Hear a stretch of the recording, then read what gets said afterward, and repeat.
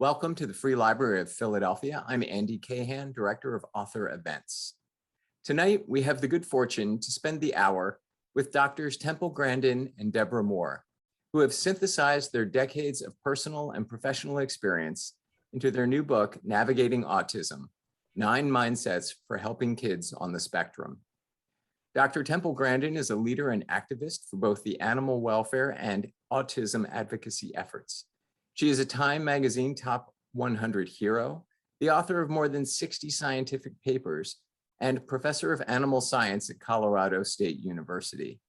Her semi-autobiographical nonfiction books, Emergence, Thinking in Pictures, and the Autistic Brain, inform scientists and a still largely uninformed general public about autism. Psychologist Dr. Deborah Moore is the founder and director of Fall Creek Counseling Associates, a landmark practice that works with children, teens, and adults with autism. The author and co-author of many scholarly and popular works on autism, gaming, addiction, and internet addiction, she collaborated with Grandin on the 2016 book, The Loving Push: How Parents and Professionals Can Help Spectrum Kids Become Successful Adults. Temple Grandin, Deborah Moore, it's great to have you join us this evening. The screen is yours. Thank you, Andy. We're happy to be here.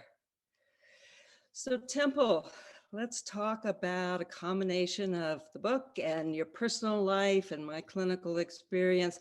I thought maybe we could start out by talking about the need to look beyond labels. We mention that a lot in the book, Navigating Autism. And I was wondering if you could tell folks, how do you regard the idea of the label of autism? Well, Deborah, I really like what you've said about label locking, where I'm seeing parents and doctors and other people just seeing the label and the kid becomes a label. And in Navigating Autism, one of the things that's really emphasized in mindset number 2 is looking at the whole child. I think it's a big problem, and it's especially a problem in autism because autism goes from someone like Elon Musk. I've always thought he was autistic when I read Ashley Vance's book, but now he announced it on Saturday Night Live, so now I can say it. Einstein landed in an autism class today, no speech until age 3. And then at the other end of the spectrum, you have somebody that doesn't talk and maybe can't dress themselves, and they all have the same name. Where if someone is diagnosed with dyslexia or ADHD, that's a much more narrower. The people that would be put with that label be much more narrow. They can't read, or they're just, attention deficit distractible. But this is the problem in autism. And the thing is a little bit of autism might give you some advantages. I've been out to Silicon Valley, socially awkward computer programmers, they're running those tech companies. They have a little bit of autism. See, that's the problem. A little bit of the trait could give you some advantages. I just went to a very large trial lawyers meeting. These are top lawyers. They are arguing in the Supreme Court. I gave a talk there. I can't believe the number of lawyers who came up to me telling me that they had autistic kids and fully verbal autistic kids, older autistic kids. And this brings up another thing. We're doing a good job with the little kids, but where we're falling down is transitioning the adults to adulthood. Fully verbal young adults addicted to video games, getting overprotected, not learning basic life skills. I think that's a very, very big problem. Yeah, we talk about each one of those, and we can talk a little bit more in detail about each one of those this evening as well. I'm curious how the label of autism, how do you use it for yourself, and how has it impacted you personally? Well, I make sure in all my talks that people know that I am a professor of animal science at Colorado State University. And autism is an important part of who I am, but career comes first. And actually, if I can interject, Temple, you are one of the top 10 voted college professors in America last year. Yeah, that was really an honor. And also, I've spent 25 years working out construction projects with steel and concrete work and machinery design for large meatpacking plants. And I've worked with a lot of talented machinery designers that have 20 patents, welders that build all kinds of equipment and inventions. And I'm going to guess that 20% of them were autistic, dyslexic, or ADHD. And they're retiring. They're not getting replaced. And the reason they're not getting replaced is we've taken all the hands-on classes out of the schools. Worst thing we ever did. Some states are putting them back in. But I worked with one guy who stutters. He would definitely be labeled autistic today. Dyslexic, ADHD, owns a big metal fabrication company. And he was saved And I by think a single welding class. part of what you're saying is people on the spectrum or any person, they're going to develop skills only if they're exposed to something. Exactly. And This is the today, problem. with all the classes out there, there are no welding classes anymore. There are no wood shop. I mean, there are some, but in most schools, they don't exist anymore. So those kids don't get to develop those skills. And I think the other thing that you're saying is that the folks that you've met in your career who have these technical skills and they're on the spectrum, being on the spectrum is what makes them so good at what they do. Well, that's the problem. And I think another thing I talk about is the different kinds of minds. And one of the other emphasis of navigating autism is focusing on the kid's strengths and not their deficits. And I'm what's called an object visualizer. In fact, I discuss this in my book, The Autistic Brain. Everything I think about is a picture. And I was shocked to find out when I got into my 30s that a lot of people think completely verbally in words. And then you've got other people that are the visual, spatial, mathematical thinkers. And the first step is realizing that different thinking exists. And school systems, I think, have gotten pretty well taken over by the verbal thinkers. Very top down, very abstract, overgeneralization. And we also need our object visualizers. You see, in doing all kinds of things, you need, all the different kinds of minds. My mother always developed my ability in art, and she encouraged me to do lots of different kinds of art. Yeah.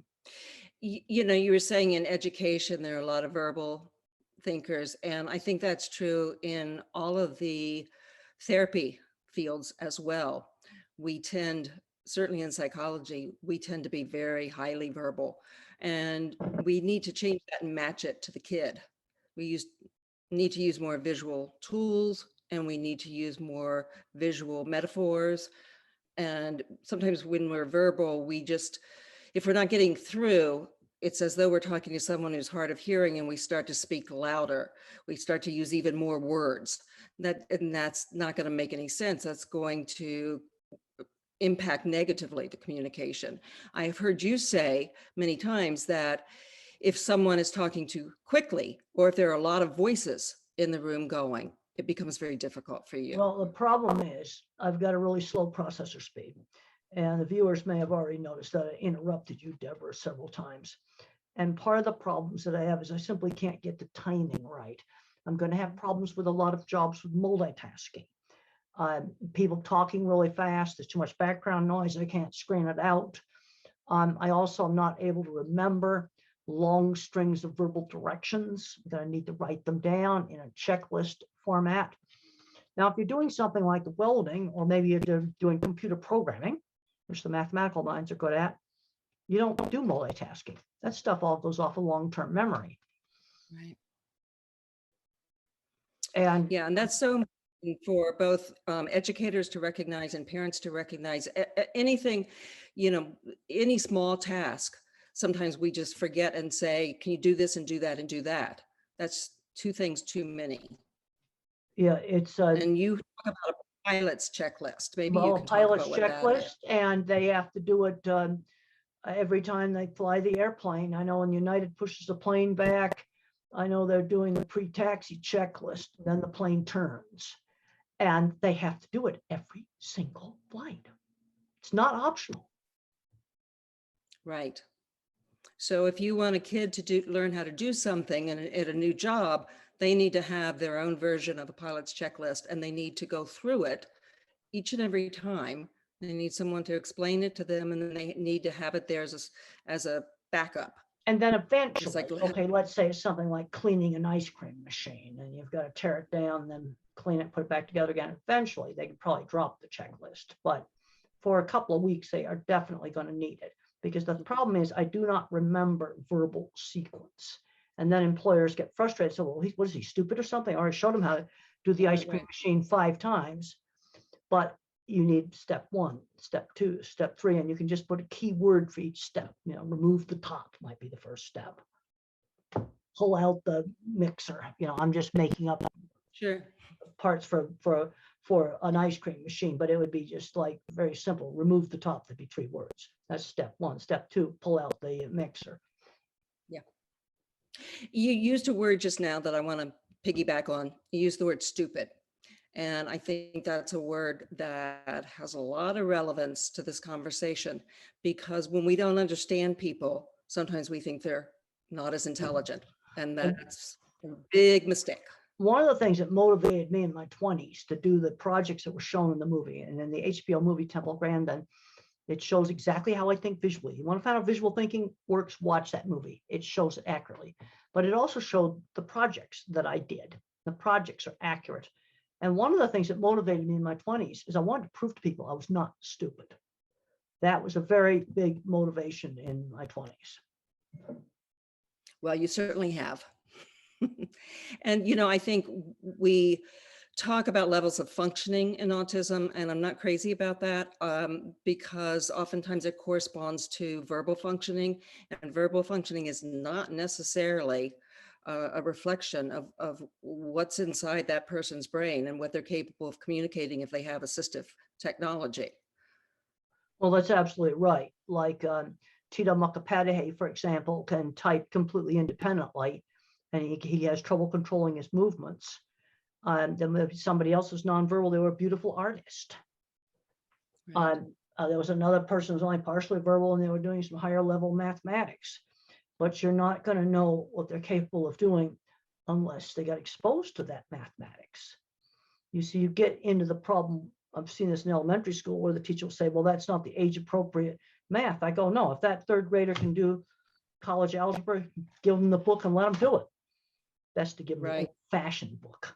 That's all numbers. That's what a numbers kid wants. That's right. Well, there's nothing much worse than a bored person, period. Well, a bored kid is just going to turn into a behavior problem. Right, right. Let's talk about strengths for a little bit and how to bring them out and how to expose kids so that they can utilize those strengths.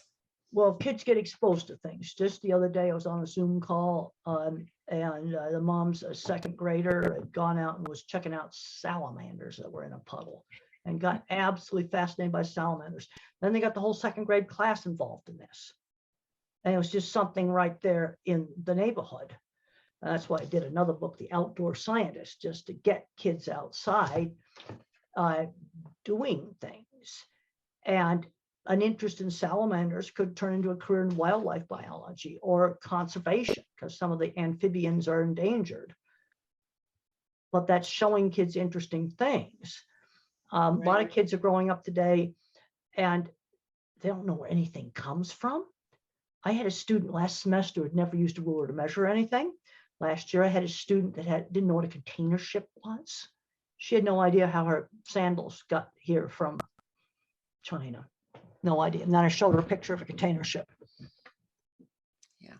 But I encourage parents when their child has an interest to take that particular interest and sit down sometime and just brainstorm, maybe with the rest of the family or a friend, all the ideas that could sort of come out of that one interest. So for salamanders, find 20 other things related to salamanders, environments that salamanders are in, or people who would work with salamanders, and just make that list, because it doesn't come to you spontaneously. And when you've been working all day and you're driving your kid around to therapies and you come home and you're tired, you eat dinner and the kid oftentimes just goes in front of a screen, which we can talk about a little bit more later. I'd like to do that. But sometimes just intentionally, you have to intentionally set aside 10 minutes, 15 minutes, and actually sit down and write it down, make a list, and make a list of the things in your community that you can take your kid to that don't necessarily cost any money. Therapy is so expensive, but there are therapeutic activities and experiences that we can expose kids to. Well, just taking them out to the park and like identifying different types of plants and trees And then you could take pictures of those different plants, and then you could come home and look them up online. I'm all for using the internet to do those sorts of things. But too many kids are getting addicted to video games, and then they turn into a 22-year-old young adult addicted to video games.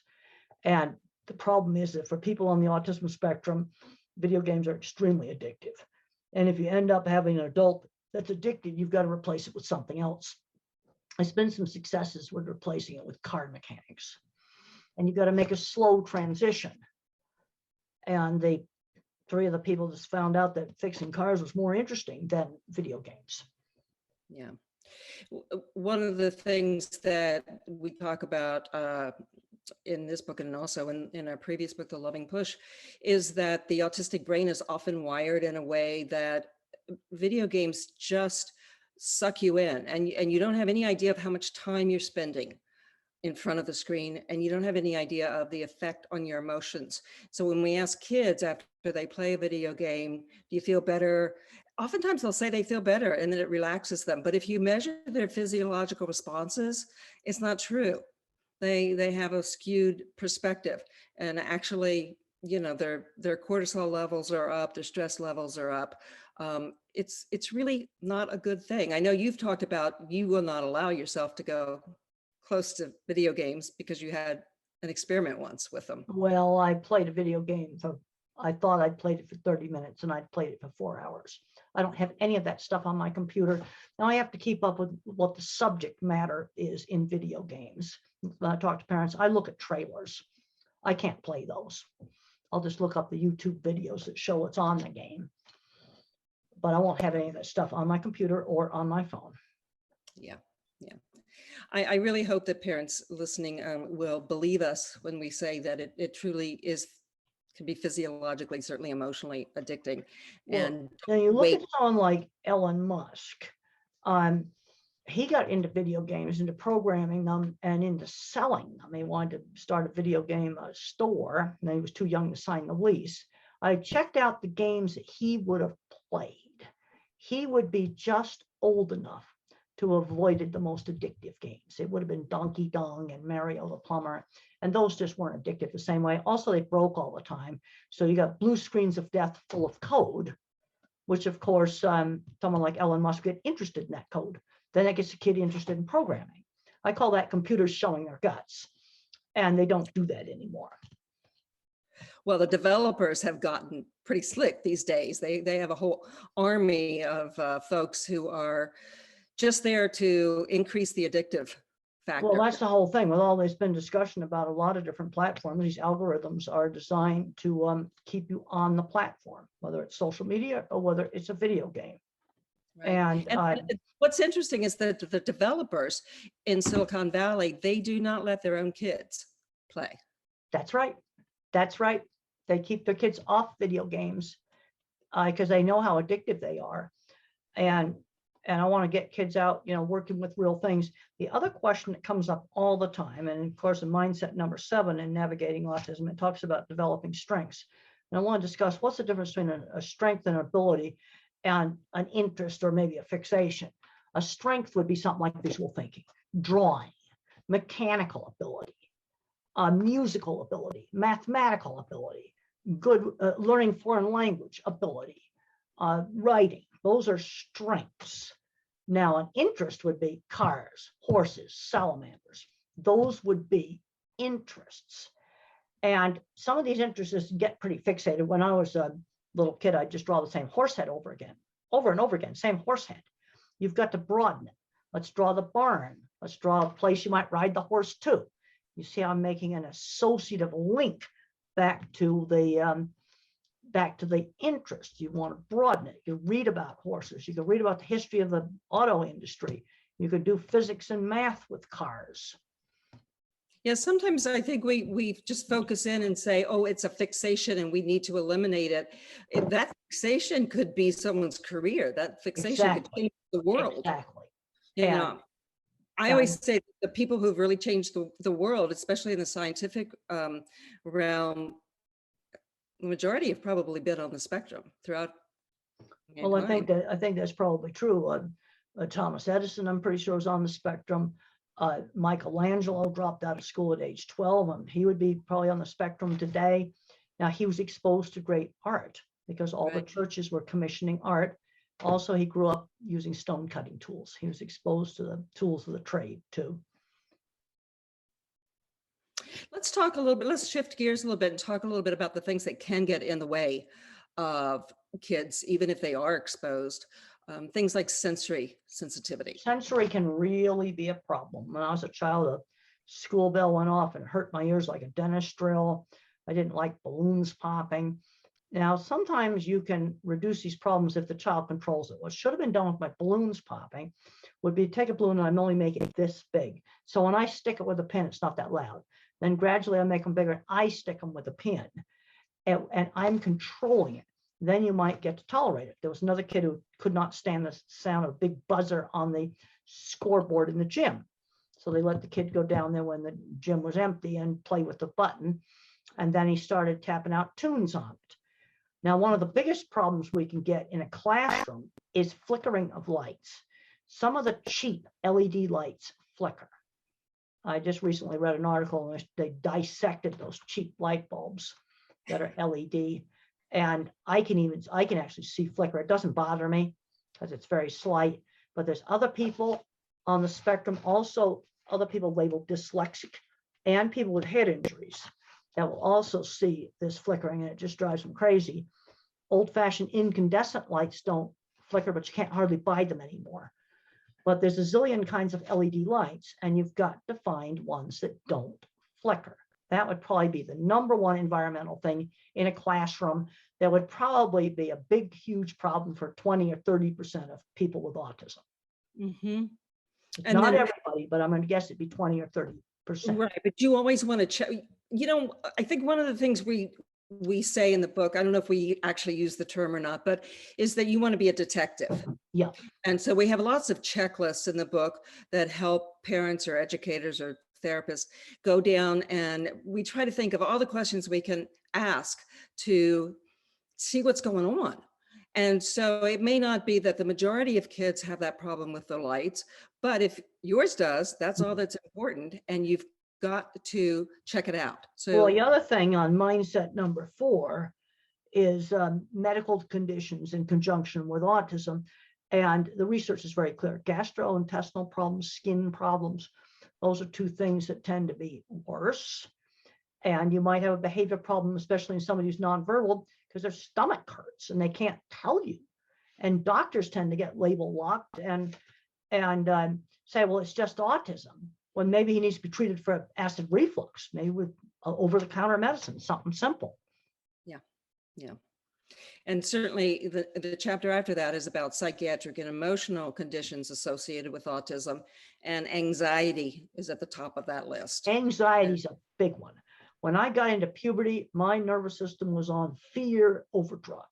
And on just a recent Zoom call I was on, I got asked, well, is that because society was rejecting you? And I said, no, it was innate. My nervous system was revved up to fight off lions and wolves, like I was in a jungle full of dangerous predators, but they weren't there. I found out on a brain scan, my fear center was triple big, and it was absolutely awful. And in my early 30s, I went on a low dose of an antidepressant, and that's discussed in my book, Thinking in Pictures. It's discussed in detail in there. In fact, I got it right here in detail in Thinking in Pictures. And the medicine worked. Now, there's way too many drugs thrown around like candy. And a big mistake made with antidepressants when you use them for anxiety is too high a dose. That's the number one mistake that's made.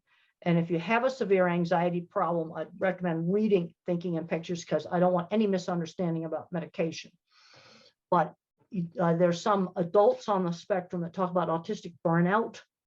I think it's the anxiety. I did that project shown in the movie without the medication, but I don't know if I could have become a professor because my health was falling completely apart. Well, that's the thing. Once you have anxiety, you're going to have a cascade effect, and it's going to affect, your entire body. Well, that's the problem. And when I went on the medication, I go, wow, I'm a believer in biochemistry. And that's what I named the chapter in Thinking in Pictures, a believer in biochemistry, because like 3 days later, low dose, just a starter dose, it was like magic. And the thing you don't want to do is get into an escalating dose. My nerves kind of went in cycles. And I kind of got anxious again, and I just toughed out the cycle. I've been on the same dose for 40 years. That's why I still have to drink water. But I've also seen really awful stuff done with medication. It was a hideous case just about 10 days ago. I was at a conference, and a young man came up, and he was hugely fat. That was from resveratrol, and diabetic. And then they put him on another one of the antipsychotics, and it wrecked his ability to do math.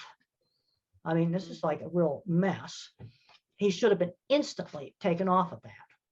And then he found another drug that worked, but it was more expensive, and Medicaid didn't want to pay for it. And the whole thing was just a gigantic mess. And that's like how not to use medication. But I am taking one little small medication, and it saved me. And I know some other people that are visual thinkers like me that I worked with professionally on a low dose of Prozac, worked really, really well. Yeah. Well, sometimes what we think is depression is actually just a secondary effect of chronic anxiety. You know, if you've got anxiety long enough, you get depressed. Well, the problem is that I'd wake up I couldn't sleep. I'd wake up in the middle of the night with my heart pounding. The other thing I found that really helped was a burst of hard exercise every single day. 100 sit-ups every day. I despise every single one of them. But you still do them every day. I hate exercising, but I like the effects of them. I can't sleep if I don't do those exercises, even with the medication. And the other thing, don't expect a medication to give you 100% control, because it won't. Be satisfied with 80%. Yeah. What advice would you give, Temple, to parents whose child has been recently diagnosed? Well, let's not overgeneralize here. Okay, if the child is a little kid, 2 or 3 or 4, I can tell you pretty standard stuff. Early intervention. You got to start now. Don't wait 2 years for diagnosis. Little kids. Now, I think where navigating autism is really good is for the parent with a newly diagnosed kid, and they're freaking out over it. And now, let's say it's an older elementary school kid, 8 years old, gets diagnosed, and he's fully verbal, no friends. Well, I get worried there about sometimes a label holding that kid back. The more severe kids that remain nonverbal get diagnosed younger. Now, for older adults, I mean, granddads that are in good jobs, fully verbal, maybe had very little speech delay. I had severe speech delay. They get diagnosed, and it's like a relief. Now they understand why their relationships are a complete mess. And there are a lot of fathers and grandfathers out there of kids who realize that once their kid gets diagnosed that, oh, these sounds awful lot like me, or you'll see them. or some brother or uncle or something like that. You start seeing the traits. It's a true continuous trait. How would you explain, let's say, a 10-year-old who's been diagnosed, and they say to you, what is autism? What would you say? Well, let's say it's a 10-year-old. I want to qualify it, a fully verbal 10-year-old. Yes. Fully verbal 10-year-old. I'm gonna tell that kid, well, Einstein probably had autism. Elon Musk had autism. And you can kind of look at it this way. Social skill, the social emotional connection, that eats up a lot of processor space in the brain. So how am I going to allocate the processor space? I'm going to allocate it more towards social emotional, or I'm going to allocate it more towards mathematics or art or engineering or something like that. So a brain can either be more cognitive and thinking, or brain more social emotional. Now, if I take half of all the population, they'll probably be on the social emotional side, and they take the other half more on the geek or the autism side. And when this very slightly geeky turn into autism, there's no black and white dividing line. So half of the population, I guess, would probably have a little, would have some degree of autism. You've got the computer geek guy that's usually not very athletic and and he's more interested, or she's more interested in what they do. Because I notice a lot of people, they'll chit chat back and forth, like in a restaurant, they go and they're having such a great time talking about nothing, and they're having such a great time. And part of my problem is I can't get into the rhythm of that, and I can't hear half of it because it's going by too fast. Now, what I tend to do at parties is find somebody one-on-one to talk for a while, and then I'll find somebody else to talk one-on-one for a while. And that's good advice for any person of any age. And the other thing you've talked about, which is really good advice, is to find someone who shares your interests. Yes. Well, I was bullied in high school, and the only place I was not bullied was friends through shared interests. I cannot emphasize that enough. In high school, it was horses and electronics lab and model rockets. And when I was in college, even, I got bullied, and we had a big variety show, and I sung a silly song in the variety show, and I made scenery for the variety show. And a lot of the bullying at college stopped after that. Again, friends through shared interests. They also could see what I did, because I learned in my business, I learned to sell my work, not myself. For example, this is a drawing of one of my jobs right here, and there's a picture of one of my jobs. So I would simply show people samples of my work. I learned to sell my work rather than my personality. Right, right. And everyone who's going for any kind of a job who has work to show should do that.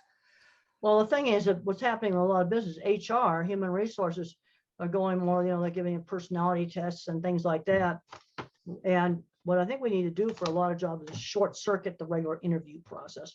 You got to get the portfolio in the hands of the people that would appreciate that portfolio, like computer programming staff, or the equipment people, or art people, or whatever the skill is. Right. You were talking about geeking out a minute ago. I'm curious, what are the fun things you like to geek out on these days? Well, I remember when the first SpaceX rocket was docking with the space station, and they had a 2.5-hour live feed. I watched the whole thing. That was a geek out. That was a good day. Yeah. Now, when it took off, when it launched, I was a nail biter until it was safely in orbit. Yeah. I could keep asking you questions and we could keep chatting forever. I think maybe we'll turn now and see what kind of questions people may have and go from there. Happy to jump in here. Thank you both for that conversation. Let's see what we have in the Q&A. I'll have to say that I geeked out when I was watching SpaceX 2 try to dock, and also when they landed the rocket again for the first time. Oh, it's amazing how they land that rocket on its tail, incredible. Like a 1950s rocket.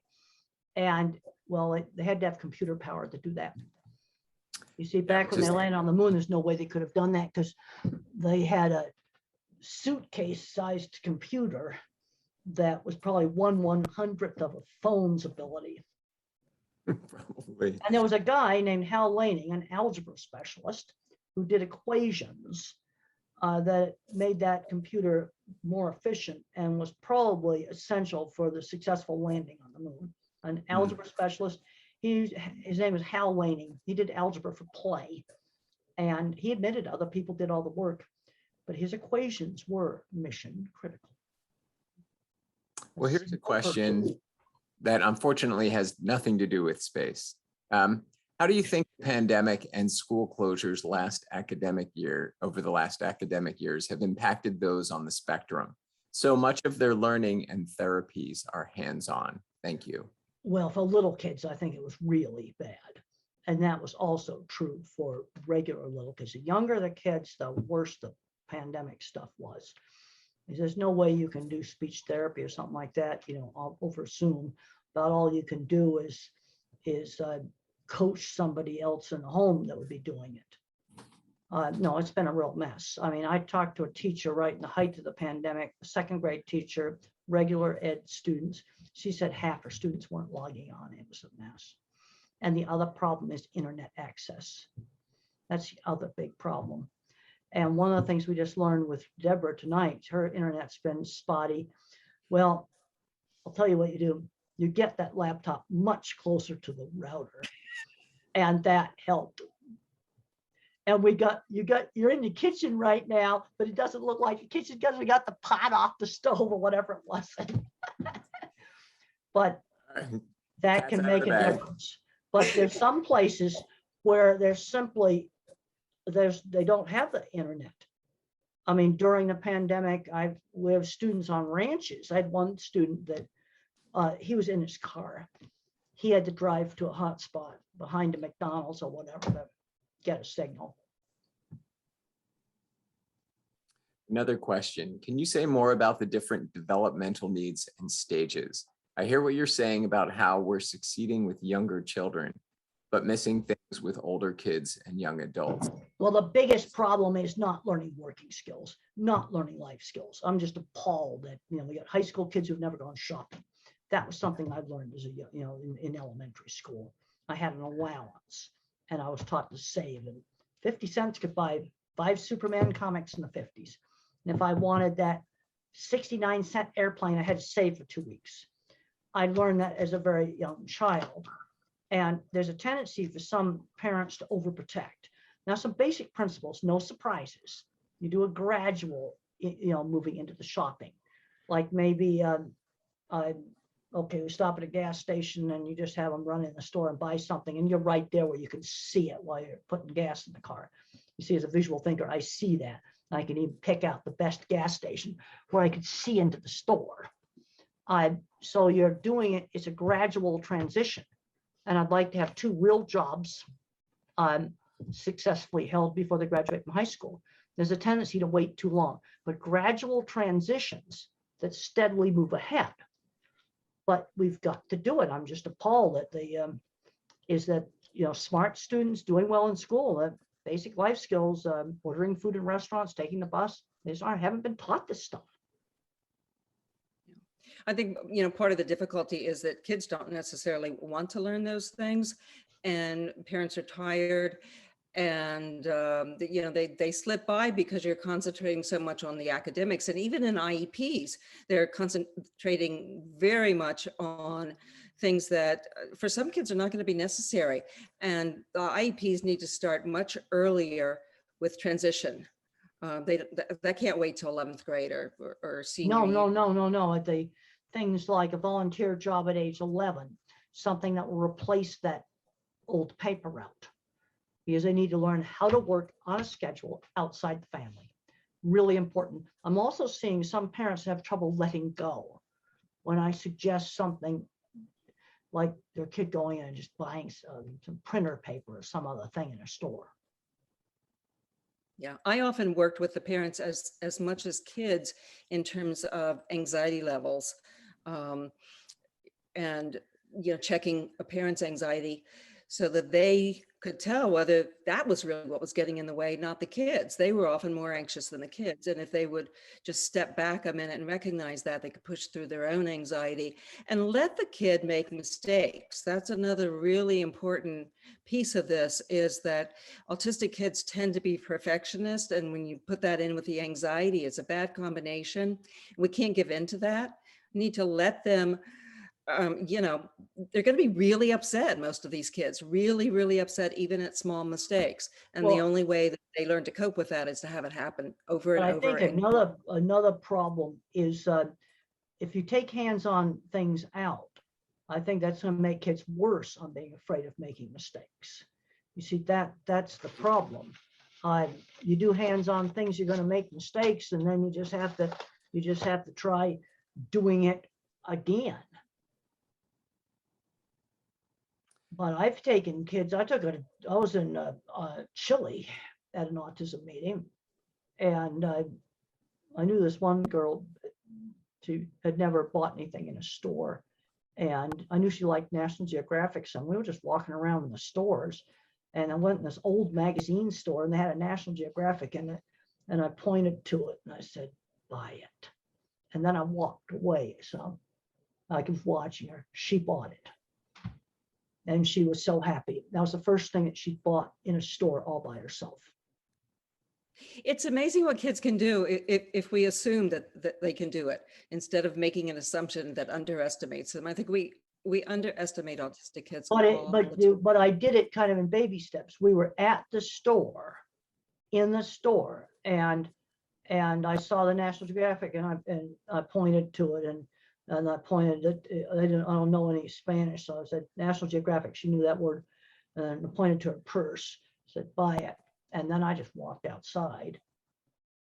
Okay, so she bought it. But you see how that's kind of a baby step? I didn't send her 5 blocks down the road to go find it. You start out like that. And she successfully bought it. She was real happy with herself. The sense of mastery goes a long way. Yeah. Questions are starting to filter in at a more rapid rate here. Someone asks, do you know medical marijuana has helped reduce anxiety in people with autism? I am very concerned about high potency marijuana. I've looked things up on the PubMed database. It's scary. This stuff is like 5 times stronger than the stuff that we would have had in my generation. And you see, the THC in low doses can relax you, but real high doses, you can get paranoia and anxiety and really get some problems. And I want them to stay away from this high potency stuff. Boy, I can tell you, I won't touch it. I'm concerned. I was shocked when I looked it up and found out that the THC levels were like 5 times higher. And I found scary papers on the PubMed database.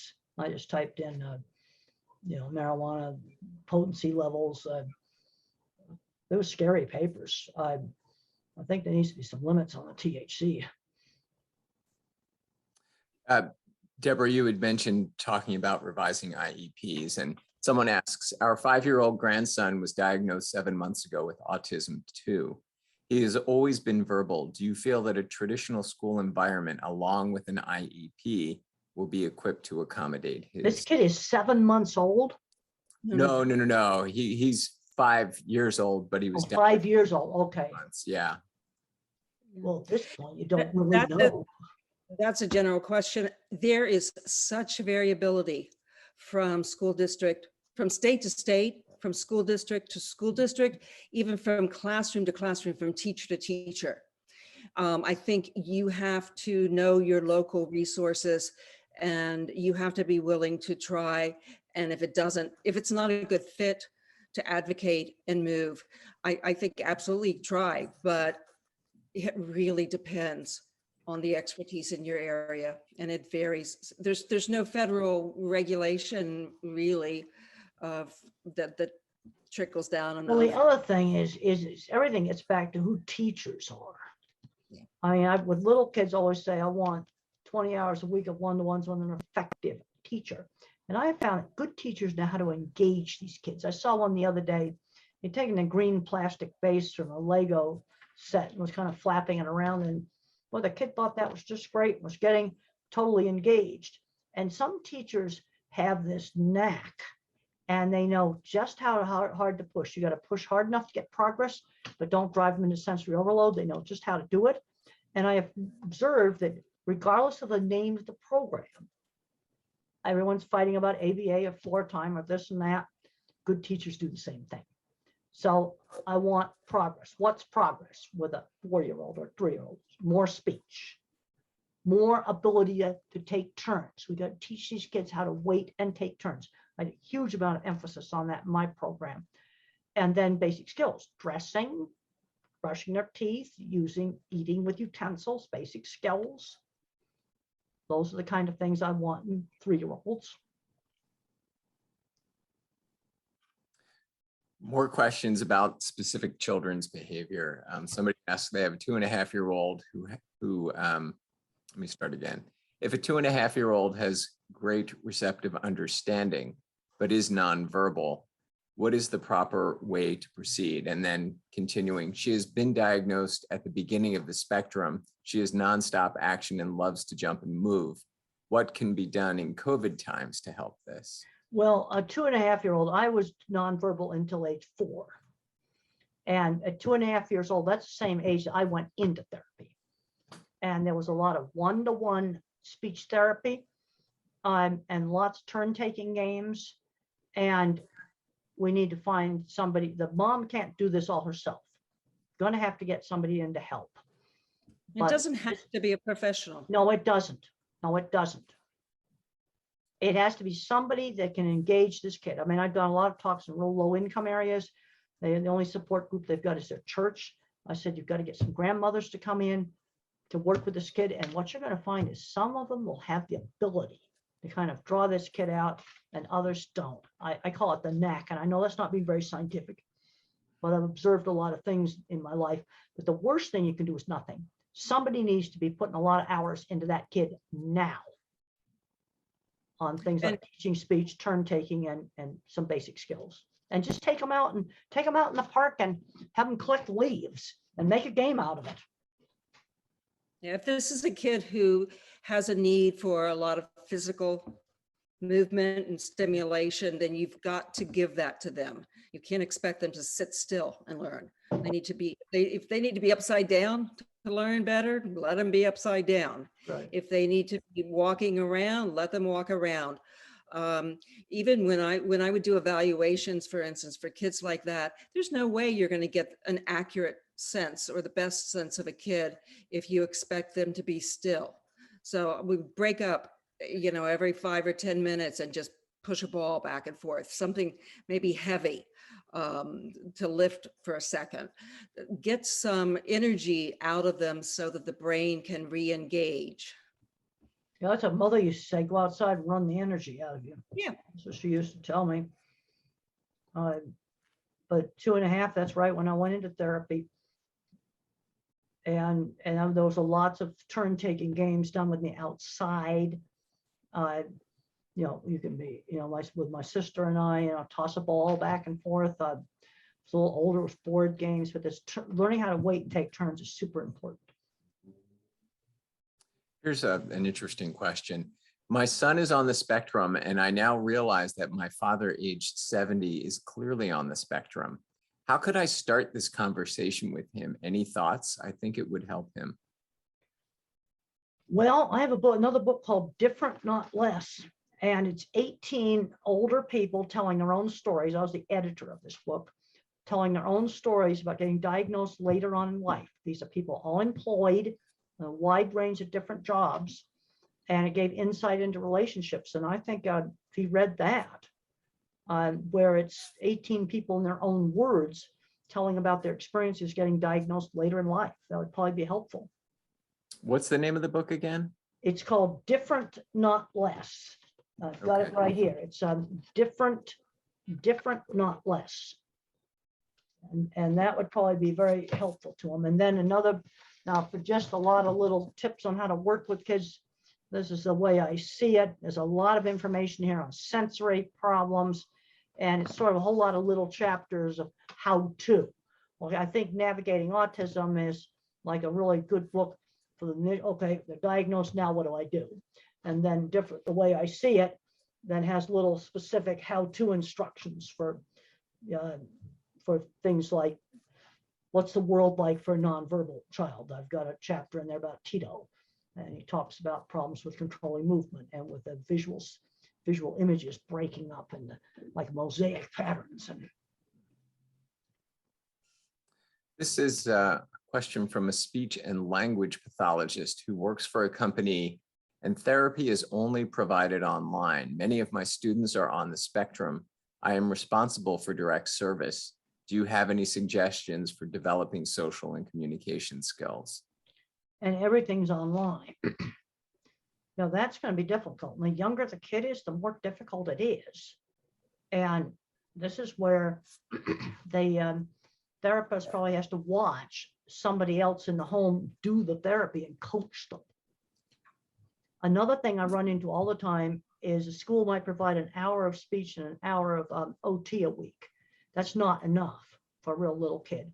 So what you need to do is get other volunteers in the community to work with this kid and be coached by the professional teacher, because online that therapist can coach somebody else how to do the therapy. That will work. You know, you get the camera so they can see what's going on. They can coach you on how to work with the kid. But trying to just work with a 3-year-old online is like useless. Somebody asked, for those of us on the spectrum who need support services to function, including to communicate, do you have any ideas about adult services? Well, that's going to vary a lot depending on where you're at. This is, it's a real general question. Okay, what kind of supports do you need? See, this is the thing that's so variable. This is where verbal thinkers overgeneralize. They overgeneralize. Okay, and Deborah's there smiling now because she's a very verbal person. It's been good working with her because she's understanding more visual thinking, which is specific. You see, my kind of mind, I take specific examples to make concepts. All right, let's take something like jobs where people have been successful, jobs that have been disasters. Okay, busy McDonald's takeout window, absolutely not. Chaotic clothing store during the holidays, another disaster. Successes, selling cars. Ice cream shop, that was successful. Office supply store was successful. Okay, what are some of the common factors these jobs have in common? They're much less, there's no multitasking. You do one ice cream cone at a time. So it's the multitasking that tends to trip people up. Is there also sort of a national clearinghouse where this person could get information that would steer him to a local organization? I would recommend looking up your local autism support groups and talking to local people in your area that would know where the services are, because that's going to be very totally. But getting involved with local support groups, and there'll be other people there that can help you to find what's available where you live. Yeah, the national folks aren't going to know your community. You want to talk to people who are just, one step ahead of you on the journey. What I have found, I was on a call recently, the Minneapolis area, and some questions came up, and then all of a sudden in the chat, they're saying, "Oh, well, this place has this," and they were writing it in the chat, and that's the kind of interaction that's just really, really helpful. Facebook That's groups. talking about some specific service, and they go, well, you can get it here. Let's say assistive communication devices, for example, would be a service. Handful of questions here. Can you share any strategies to overcome a child's fear of making mistakes? You were talking about the parents before. How about the child's fear of making mistakes? Well, let's just start with some hands-on projects. I can't find my paper snowflake right now, but in my book, Calling All Minds, it's got all my little childhood aviation experiments in here. And I had to tinker to make this stuff work. I've got simple projects like a paper snowflake, but also a little bird kite that I had to tinker with for hours to get it to work. Kids can learn to tinker. And I think this is one of the things that makes them so scared of making mistakes, is because they're not doing things with real things. That's why it's gotten to be such a problem, because I think this problem's gotten worse. I learned to learn from mistakes. So you cut out a paper snowflake wrong, you get another piece of paper, and then maybe you look it up on YouTube if it fell apart. But I think parents can also role model making mistakes, even if you have to do it on purpose. I used to, when I have a kid and I knew that was an issue, I would have a paper cup, put a little bit of water, just a little bit in, sit it by my chair, my therapy chair, and pretend to accidentally knock it over. I knocked it over on purpose. And then I could talk out loud about, oh, what did I learn from that? Oh, I guess I put that cup too close to my hand, huh? I'm going to have to move it. Let's see, where could I move it next time? And often the kid would pick it up for me. So that was a good experience, but they would also hear me not putting myself down and finding a solution for the next time. So parents can do that. Parents, we all make mistakes all the time. So you're not going to be lacking examples. Just start talking about your own mistakes and bring some humor to it, keep it light, and let your kid hear that day in and day out. This is, it's a bit long, the question, but there's some useful questions within it. What suggestions do you have for parents of teenagers on the spectrum who are very set in their likes and dislikes? My 17-year-old son has autism spectrum disorder and is very bright, but despite being told by doctors that he has no sensory issues, he still will only eat specific foods. I've tried getting him to help with dinner, but he still just wants his McDonald's nuggets and French fries. Well, sometimes we get, working with food prep helps. If that's all he ate and he didn't take vitamins, I'd be very concerned about vitamin deficiencies. If he's really smart, maybe we can learn more about, good nutrition. Maybe that might help him to broaden out a little bit. Now, younger kids that are picky eaters, just getting them involved in food prep, and then they can play with different foods out in the kitchen. We don't want play at the dining room table with food, but getting them to handle, some carrots or something, might be something new for them to eat. That sometimes is helpful. The other thing that is a problem is real rigid thinking, black and white thinking. And you take a concept like good and bad. Well, you can have degrees of goodness, degrees of badness, but I have to learn that by specific example. For example, if I stick gum on somebody's chair, that's bad, but it's not robbing a bank. And killing somebody's worse than robbing a bank. You see, you're making specific examples of degrees of badness or degrees of goodness. Hold the door open for somebody. Yeah, that's good, but it's not Mother Teresa. You see, it's sort of like I can make gradations by sorting specific examples into like slots on a spreadsheet.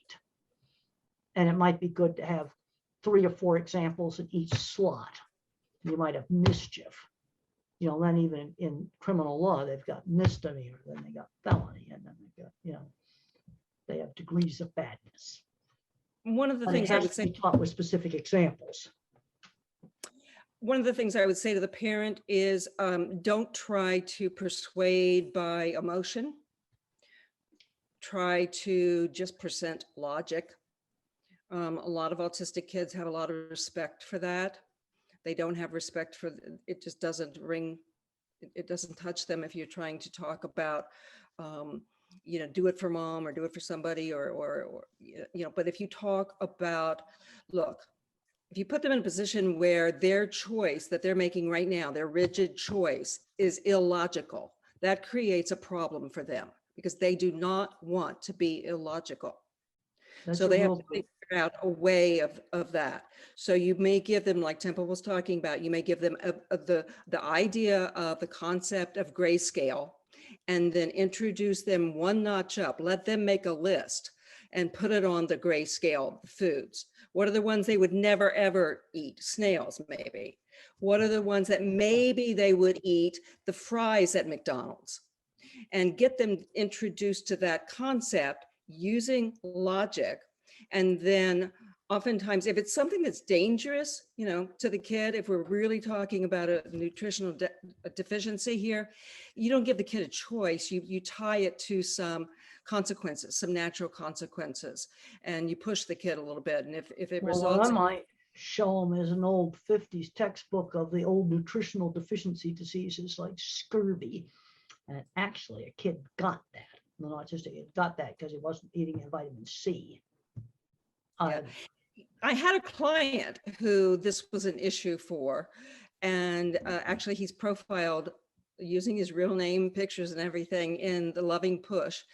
And we just gradually introduced some foods, and his aunt would take him out to restaurants and he would just be totally overwhelmed, but she kept doing it and doing it. You can't expect to do it 2 or 3 times and solve the problem. We're talking months and months of repetition.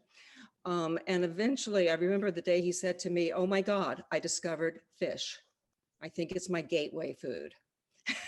and now he, he's in his 20s and he cooks and, he's not a chef, but he can take care of himself in terms of giving himself nutritious food.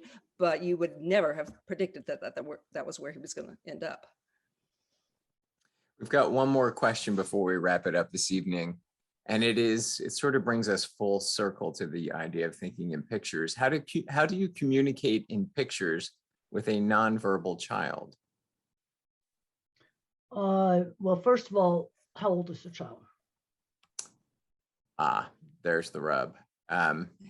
Unless the person responds immediately. Okay, now the thing is, it depends what you want to see. A lot of nonverbals can, you might have a picture board with favorite toys, foods on it. Now, one of the mistakes I see on some of these picture boards is they make the pictures too schematic.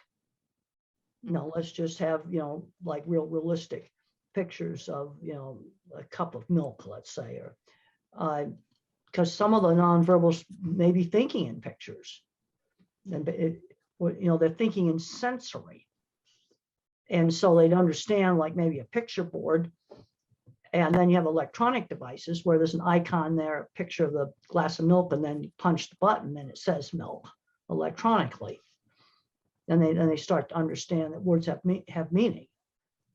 They probably are thinking in pictures. For thinking in sensory. Now, some individuals that are nonverbal smell and touch things. And the reason for doing that is those senses still work and provide accurate information. We're seeing maybe like a really bad satellite TV where the image is pixelating. Would you mind taking one more question? Yeah, we'll do it. One seems pretty important to me. This person writes, my 6-year-old son still will not have a bowel movement, and I have literally tried everything. ABA has provided strategies. We have tried a potty stool. He will sit on the toilet, no problem, but refuses to go. What are some suggestions you would recommend for him to overcome this fear? My son is verbal and in a mainstream first grade classroom. And has he been checked out by a doctor to make sure he doesn't have something wrong with him? Okay. Yeah, see, the problem is I don't have quite enough information. Does he do it in a diaper? Obviously, he has bowel. I would think he has bowel movements. Well, Yeah, yes, that's what I was thinking. That's what I was thinking. And he will sit on the toilet. Yeah. Well, I can, when I was a kid, I was a little bit afraid of getting sucked down things. And if I had been exposed to some of the industrial strength automatic restrooms that you have at the airport and places like that, I would have been terrified. I could have been sucked down it. Oh, an airplane toilet? Oh, as a kid, I would have been terrified. Oh, sure, I'm going to be sucked out of the airplane. Yeah. And one of the things that can sometimes help with these things, if you understand how it works. And one mom, her kid was terrified of the hand dryers in the bathrooms, so they went on all the websites for the companies that sold these things. And they got the kid interested in how they worked. And when you get interested in something, then it's a lot less scary. You see, there may be something about it he's scared of. But this is also an example of a don't quite have enough information to give the best advice. But that advice in general, I'm glad that question brought that up, because that's really important, is that fear and curiosity don't go together. So if you can get someone curious and interested, and oftentimes to do that, you have to really show them how things work and really get them up close and touching, then the fear can diminish. Well, when I was in high school, I was in a very scary emergency landing in a plane, and we had to go down the chutes. And after that, I was terrified of planes. And the way I got over that, I had a chance to ride in the cockpit of a plane hauling Holstein heifers to Puerto Rico in my 20s. And now aviation became interesting.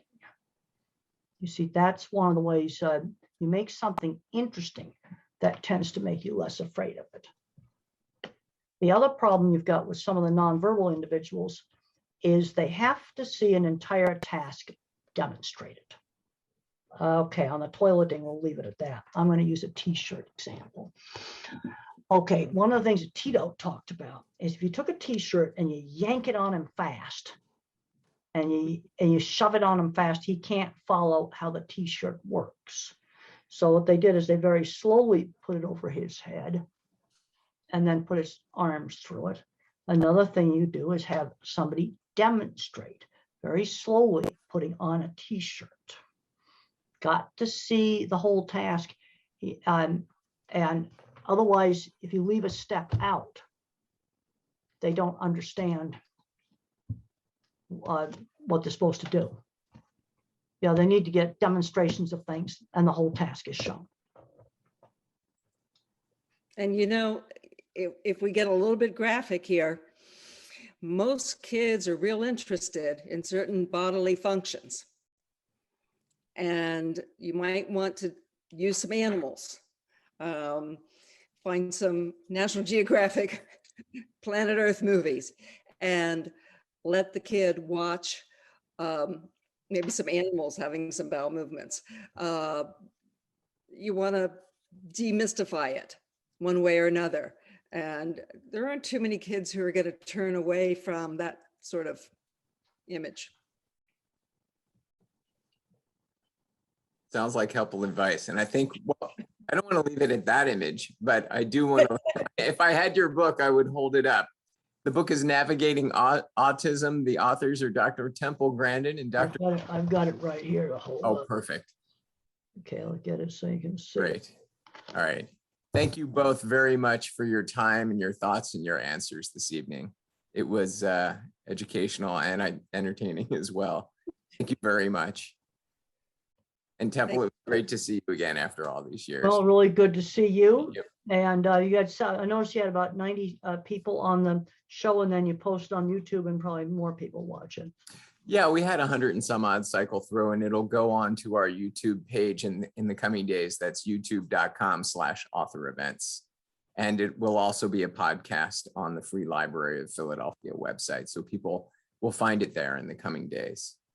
Well, I think the thing that makes it hard with autism is just such a big spectrum. I mean, you're going from Einstein to somebody who can't dress themselves, and it's got the same name.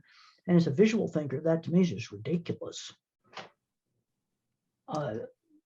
That you would even put those two in the same category. See, that when the kids are little, I looked really severe when I was little. See, when the kids are little, they look the same. And then things change. Well, Right. thank you very much. And maybe we'll see you at some point in Philadelphia when this whole thing ends. Okay, that sounds great. Okay. Thank you. Deborah, thank you. Good night, Temple. Good to talk to you. Good night. Night.